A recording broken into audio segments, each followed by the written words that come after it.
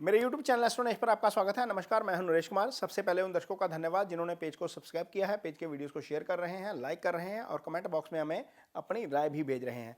आज बात करेंगे शनिदेव की। न्याय के कारक देवता और कर्म के कारक ग्रह शनि मार्गी होने जा रहे हैं। शनिदेव 17 जून को वक्री हुए थे और 4 नवंबर को मार्गी होंगे। इसका आपके ऊपर क्या असर पड़ेगा, इसका विश्लेषण करेंगे। लेकिन सबसे पहले ये बताएंगे कि वक्री और मार्गी अवस्था आखिर क्या है, क्यों साइंस इसको एक खगोलीय घटना के तौर पर लेती है और क्यों ज्योतिष इसकी अपनी अहमियत समझता है। दरअसल जब हम ज्योतिष पढ़ते हैं तो भूकेंद्रीय पद्धति के लिहाज से पढ़ते हैं। भूकेंद्रीय पद्धति के लिहाज से इसलिए क्योंकि ग्रहों का असर धरती पर रहने वाले तमाम जातकों के ऊपर होता है और ग्रह जब वक्री होते हैं तो उसका असर किसी और तरीके से देखने को मिलता है, यानी कि अचानक से कुछ फल होने लगते हैं आपकी लाइफ में। तो वक्री और मार्गी ग्रह कैसे होते हैं, इसके लिए दरअसल सूर्य की चाल जिम्मेदार होती है। सूर्य ही इसके लिए जिम्मेदार है, क्योंकि शनि हर साल 140 दिन के लिए वक्री होंगे, गुरु हर साल लगभग 120 दिन के लिए 4 महीने के लिए वक्री होंगे। ये होना ही होना है। इसीलिए आपको देखने को मिलता है कि अचानक आपकी लाइफ में कुछ चीज़ें घटित होती हैं। तो वक्री कैसे होते हैं? जो सूर्य और बुध और शुक्र हैं, ये इनर सर्कल के प्लैनेट माने जाते हैं, यानी कि ये सूर्य के बिल्कुल करीब रहते हैं। बुध की दूरी 27 डिग्री रहती है मैक्सिमम, और जो शुक्र है उसकी दूरी 47 डिग्री के आसपास रहती है मैक्सिमम। किसी भी जन्मपत्री में आपको ये दोनों ग्रह सूर्य के सामने नजर नहीं आएंगे, यानी कि कोई भी पत्रिका आप उठा लीजिए, सूर्य के सामने आपको बुध नजर नहीं आएंगे, ना ही शुक्र नजर आएंगे। ये एक ग्रह एक घर आगे नजर आएंगे या एक सूर्य के साथ नजर आएंगे। इसी प्रकार 3 प्लैनेट जो हैं वो जो वक्री होते हैं वो है शनि, मंगल और गुरु। ये तीनों प्लैनेट जो हैं वो आउटर सर्कल के प्लैनेट हैं और ये ग्रह सूर्य के साथ भी नजर आ सकते हैं किसी भी कुंडली में, और किसी भी कुंडली में सूर्य के सामने भी नजर आ सकते हैं, यानी कि ये समसप्तक योग भी बना लेते हैं। और जब सूर्य के सामने होंगे तो वक्री अवस्था में ही होंगे। ये कोई अच्छा विशेषज्ञ ज्योतिषी आसानी से कुंडली देखकर पता लगा सकता है, यानी कि आपके सामने पत्रिका पड़ी है किसी की, तो आप आसानी से सिर्फ लगन पत्रिका देखकर बता सकते हैं कि ये ग्रह वक्री है या मार्गी है। आजकल तो सॉफ्टवेयर आ गए हैं, वहाँ पर लिखा होता है प्लैनेट के सामने आर, यानी कि रेट्रोग्रेड है। जब सॉफ्टवेयर नहीं होते थे तो ज्योतिषी जो थे वो ऐसे ही देख के बता देते थे कि ये वक्री है, मार्गी है। उसका कारण ये है कि जब मंगल सूर्य और मंगल, शनि और गुरु सूर्य से 120 डिग्री दूर जाते हैं, वैसे ही वो वक्री हो जाते हैं। यानी कि कुंडली में हमें सिर्फ सूर्य की डिग्री देखनी होती है कि कहाँ पर है, उसके बाद शनि की डिग्री देखनी है, पता लग जाएगा कि वो वक्री है या मार्गी है। तो 120 डिग्री से दूर जैसे ही ग्रह जाएंगे वो वक्री हो जाएंगे। और देखिए खूबसूरती क्या है, शनि कुंभ राशि में है, कुंभ राशि में ही रहेंगे। सूर्य घूमकर दोबारा विदिन 120 डिग्री आ जाएंगे शनि के, तो वो मार्गी हो जाएंगे। ये 4 नवंबर को होने जा रहा है। अब वक्री और मार्गी क्या होता है? जैसे मान लीजिए आप कार चला रहे हैं, प्लैनेट की ऐसी अवस्था हो जाती है यार, आपने एक्सीलेटर दबाया हुआ है लेकिन हैंड ब्रेक भी दबाई हुई है, तो क्या होगा? कार उस तेजी से आगे नहीं बढ़ पाएगी जिस तेजी से उसको बढ़ना चाहिए। और इस पूरे प्रोसेस में क्या होगा? या तो कार के ब्रेक के ऊपर इसका असर पड़ेगा या ब्रेक लेदर आपके खराब हो जाएंगे। ये चीज़ आपको और आपकी एवरेज भी कम आएगी। जब आप हैंड ब्रेक लगाकर चलाएंगे आप समय से पहुंच भी नहीं पाएंगे। यही स्थिति ग्रह की होती है जब वक्री होता है। तो वो क्या होता है, उसका चेष्टा बल बढ़ जाता है, यानी कि ग्रह अच्छा या बुरा परिणाम, दोनों तरह का परिणाम आपके लिए अच्छा जो है वो करता है। अब बुध आपकी कुंडली में जो शनि है जो मार्गी होने जा रहे हैं आपकी कुंडली में, यानी कि कन्या राशि के जातकों की कुंडली में कैसा असर करेंगे ये बताएंगे। कन्या राशि के जो जातक हैं उनके लिए बुध छठे भाव से गोचर कर रहे हैं, क्योंकि कन्या राशि के लिए छठे भाव में कुंभ राशि आएगी। और बुध जो है वो शनि जो है वो बुध के मित्र हैं। मित्र की राशि में छठे भाव में पाप ग्रह का गोचर वैसे ही अच्छा होता है, और वो मित्र की राशि में है। मित्र मैं इसलिए बोल रहा हूं क्योंकि पंचम स्थान जो त्रिकोण का भाव है वहां पर शनि की मकर राशि आती है। बुध शनि आपस में मित्र भाव रखते हैं तो नुकसान ज़्यादा नहीं करते। छठे भाव में तो वैसे ही फायदे में हो जाएंगे।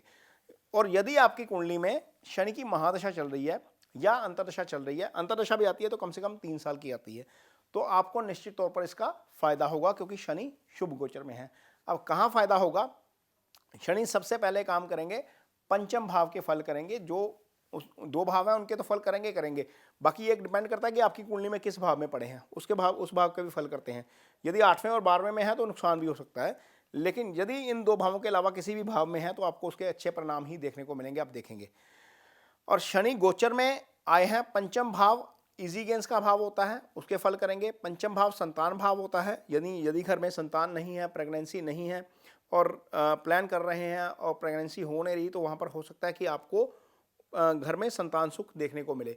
पंचम भाव रिश्ते का भाव होता है, जिनकी शादी नहीं हो रही है, जो शादी करना चाहते हैं, पार्टनर नहीं मिल रहा है, उनको पार्टनर भी मिल सकता है। तो कन्या राशि के जातकों के लिए पंचम भाव के सिग्निफिकेंस एक्टिव हो जाएंगे। छठा भाव क्या है? रोग ऋण शत्रु का भाव है।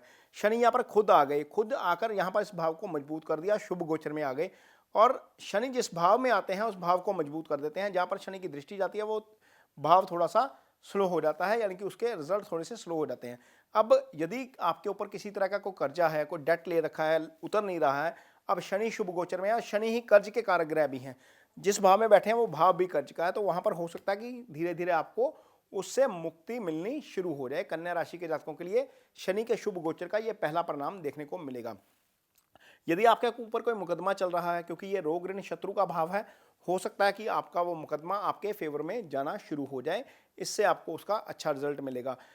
यदि आप किसी रोग से पीड़ित हैं, कोई परेशानी आ रही है, आपको फिजिकल प्रॉब्लम आ रही है, बार बार देखने को मिल रही है, तो हो सकता है कि आपको वहां पर भी राहत अब मिलनी शुरू हो जाए 4 नवंबर के बाद। तो कन्या राशि के जातकों के लिए 5वें और 6ठे भाव के सिग्निफिकेंस ये असर दिखाएंगे, लेकिन शनि की दृष्टि अष्टम भाव के ऊपर है। थोड़ा सा यदि आपका काम इस तरह का है जहां पर आप ड्राइविंग करते हैं, हाइट पे चढ़ के काम करते हैं, किसी मशीनरी पे काम करते हैं जहां पर दुर्घटना होने का योग रहता है, तो थोड़ा सा आपको ध्यान रखना पड़ेगा, क्योंकि दृष्टि वहां पर है। शनि की एक दृष्टि जा रही है 12वें भाव के ऊपर। 12वां भाव अनिद्रा का भाव है, यानी कि यहाँ से हम स्लीपिंग कंफर्ट यहाँ से देखे जाते हैं, मोक्ष यहीं से देखा जाता है। तो यहाँ पर थोड़ी सी डिस्टर्बेंस हो सकती है, निद्रा को लेकर थोड़ी सी सोच विचार आपकी जो है वो उसमें नेगेटिविटी आ सकती है, ये थोड़ा सा ध्यान रखना पड़ेगा। मेडिटेशन करेंगे तो उससे भी राहत आपको मिल जाएगी। शनि जब छठे भाव में है तो एक दृष्टि जाएगी तीसरे भाव के ऊपर, यानी कि जो डिटर्मिनेशन का भाव है, जो आपके भाइयों का भाव है, वहाँ पर थोड़ा सा तालमेल में दिक्कत आ सकती है। कोशिश करिए कि अपने भाइयों के साथ या अपने सिबलिंग्स के साथ अच्छा तालमेल रखिए। और यदि आपकी कुंडली में दशा शनि की चल रही है या महादशा शनि की चल रही है, अंतरदशा शनि की चल रही है, तो शनि के कुछ उपाय आप जरूर करिए। सबसे बेस्ट उपाय होते हैं मंत्रास। यदि आप मंत्रास कर सकते हैं तो बीज मंत्रा शनि का बहुत अच्छा है। ओम शं शनिश्चराय नमः, इस मंत्रा को जप करना है। आप रोज 10 माला भी कर सकते हैं, 5 माला, 2 माला, जितनी भी आप कर सकते हैं उतनी जरूर करिए, लेकिन ये करिए संकल्प लेकर। कुछ लोग माला जरूर जपते हैं लेकिन संकल्प नहीं लेते। संकल्प कैसे लेना है, जो भी आपके जानकार पंडित हैं वो आपको बताएंगे। जहां पर भी आप मंदिर में जाते हैं उनसे सिर्फ इतना बोलिए कि मुझे मंत्रास के लिए संकल्प लेना है, वो आपको संकल्प की लैंग्वेज दे देंगे। वैसे तो ये होता है कि आप अपना नाम लीजिए, अपना गोत्र लीजिए, अपना जो जहाँ पर आप रहते हैं वहाँ का लिखिए और और बोलिए कि आपको शनि की महादशा या अंतदशा के लिए जप करना है, तो आपका वो संकल्प पूरा हो जाता है। लेकिन फिर भी आप यदि टेक्निकली इसको जो है वो पूरी जानकारी हासिल करेंगे किसी जानकार पंडित से, तो आपको बेटर तरीके से बता सकेंगे। और शनि का जो दूसरा उपाय है, काली दाल जो उड़द की होती है या काला कपड़ा आप डोनेट कर सकते हैं। ये दान जो करना है शाम के समय करना है, और ये दान भी संकल्प लेके करना है। संकल्प लेके लिए मैं इसलिए बोल रहा हूँ क्योंकि दान हम 3 प्रकार से करते हैं। एक सात्विक दान करते हैं, एक राजसिक दान करते हैं, एक तामसिक दान करते हैं। सात्विक दान में हम अपेक्षा कुछ नहीं रखते, तामसिक दान में हमारा अहंकार झलकता है, हमारे पास पैसा है, हम बिना वजह कहीं पर भी दान किए जा रहे हैं, लेकिन देखते नहीं है वो सही बेनिफिशियरी तक पहुंचता है या नहीं पहुंचता। राजसिक दान हम अपेक्षा के साथ करते हैं, ये दान संकल्प लेकर किया जाता है। यदि इस दान के समय भी आप संकल्प लेते हैं और किसी ऐसी जगह पर दान करते हैं जहां पर बेनिफिशियरी आइडेंटिफाइड है, यानी कि आप किसी अंध आश्रम में, किसी जो है वो वृद्ध आश्रम में, या किसी ऐसी जगह पर जहां पर लंगर रूटीन में बनता हो, वहां पर दान करिए, उसका आपको बहुत फायदा होगा और ये दान आपको लगेगा भी। ये वीडियो आपको कैसा लगा, इस पर कमेंट बॉक्स में अपनी राय जरूर दीजिए। यदि ये वीडियो अच्छा लगे तो इसे शेयर जरूर करिए, पेज को सब्सक्राइब जरूर करिए। इसके साथ ही मुझे दीजिए इजाजत। नमस्कार।